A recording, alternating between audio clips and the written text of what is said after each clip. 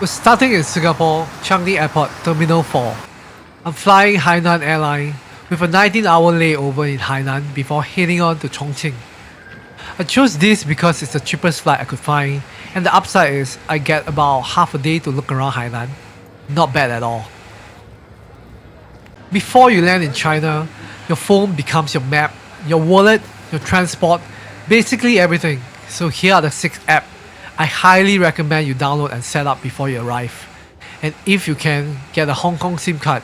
It makes it so much easier to access apps like Google and YouTube and avoid issue with the Great Firewall of China.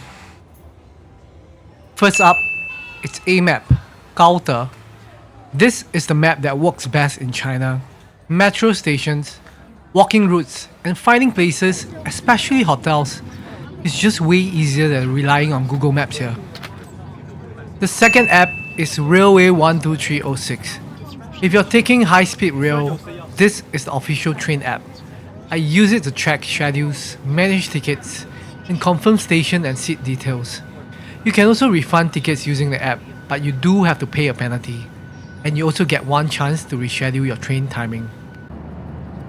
The next one is Didi. It's a ride-hailing app, pretty much the Grab or Uber of China. The fourth one is WeChat. Everyone uses it. It's messaging, it has a QR code scanner that lets you order food in restaurants. It's your e-wallet, it's contacts, and it's really a good way to communicate with hotel or businesses. The fifth app, Alipay. Similar to WeChat, is what you'll use for payments. China is super QR based. Pretty much everything can be bought using QR code.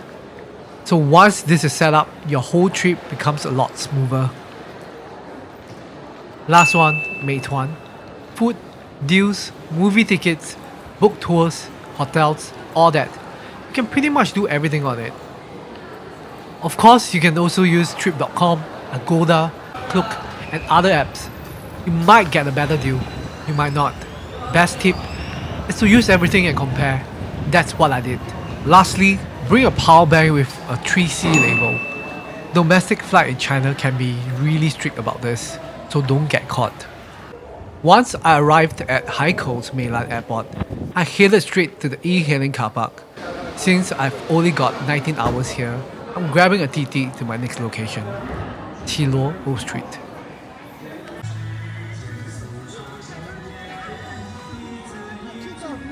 Qilou Old Street is Haikou's old commercial hut, a district of arcade-style shophouses that developed from the 1800s into the early 1900s, shaped in part by overseas Chinese linked to Southeast Asia. The architecture mixes Chinese and Western Nanyang influence, with Baroque-style details, and covered walkways were built for sun and rain. The Qilou buildings are concentrated around streets like Zhongshan Road and nearby lanes, making it one of Haikou's most iconic streetscapes. And as a Singaporean, feels instantly familiar. The covered walkways remind me of places like Chinatown and Zhuchit. Same tropical practicality, just with Haikou's own twist.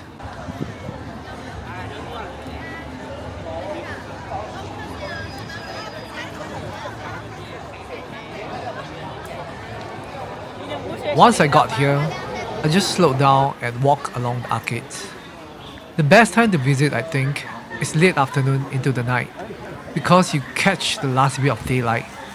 Then the signboard lights up, and the whole street changes.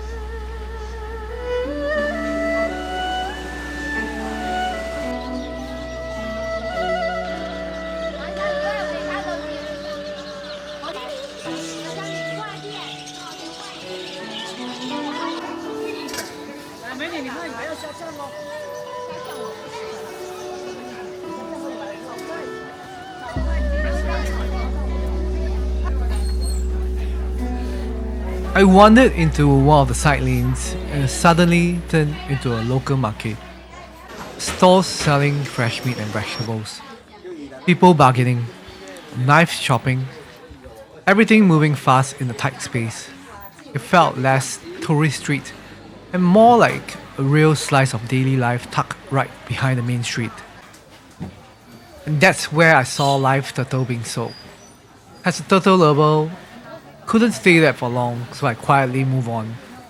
It reminded me of the time I saw dogs being sold in Vietnam. That was truly heartbreaking. Travel isn't always just pretty streets. Sometimes it shows you the everyday reality too.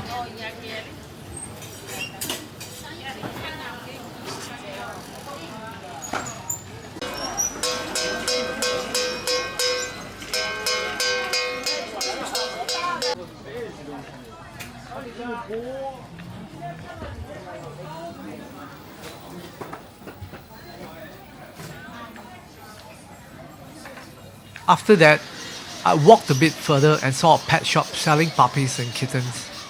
And the mood shifted again.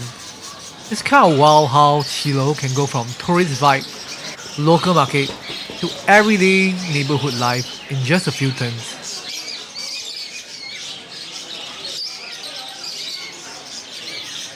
At this moment, I'm just wandering around looking for dinner.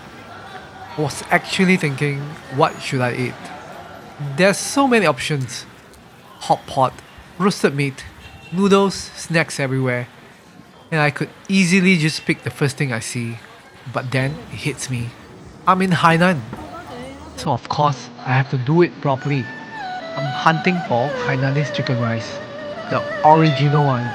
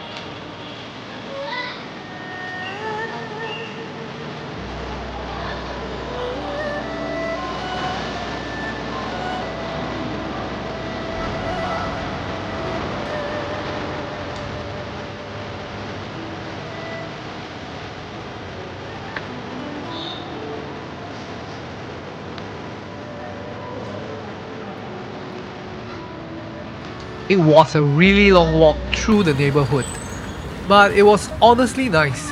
You get to see how locals live their everyday lives here. Eventually, I ended up at Wenchang. It's well known and really popular with visitors, especially around Qilou Old Street.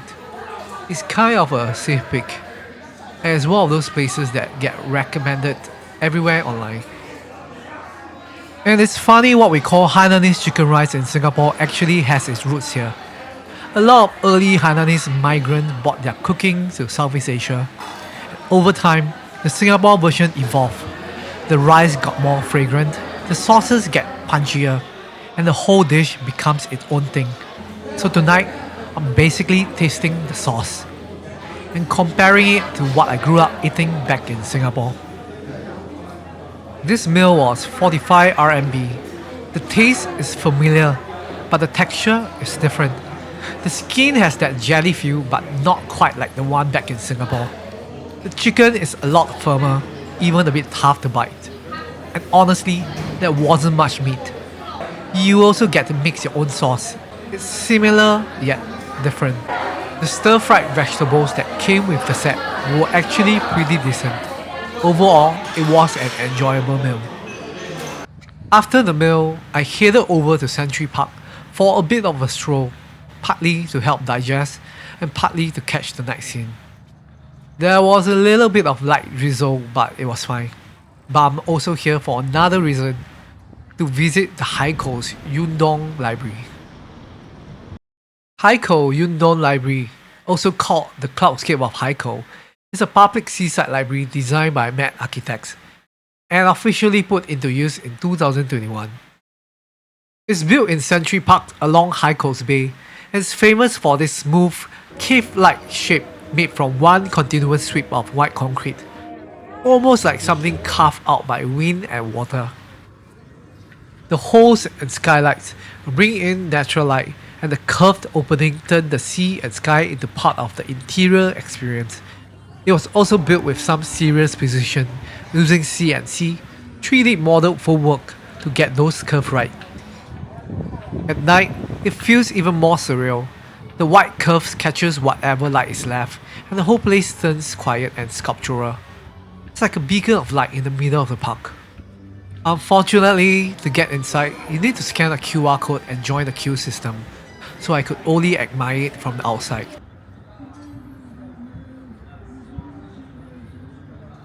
I continued the stroll along Century Park a little bit more, just to take in the sights and sound, before heading back to the airport.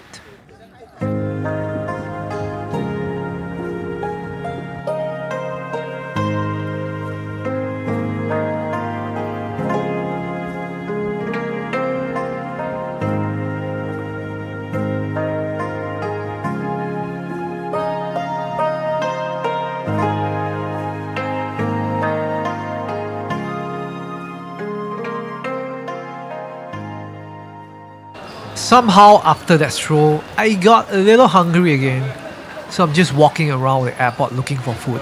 And there seems to be some kind of boy band. Anyway, let's see what's good. I spotted KFC, some noodle spot, a food court selling a variety of different local foods.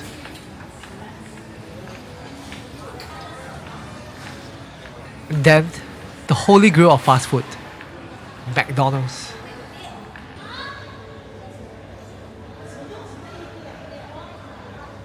After browsing for a little bit, I decided to get a spicy chicken leg burger set meal with crispy fries.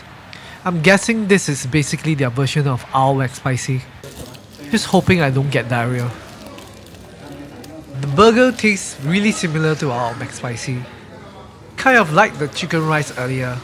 Tastes familiar, but there isn't much meat. But the crispy fries, true to the name, they're definitely crispy. I booked a capsule hotel right inside the airport, just to get a few hours of sleep before waking up super early for my 7 AM flight. Because the real adventures starts tomorrow.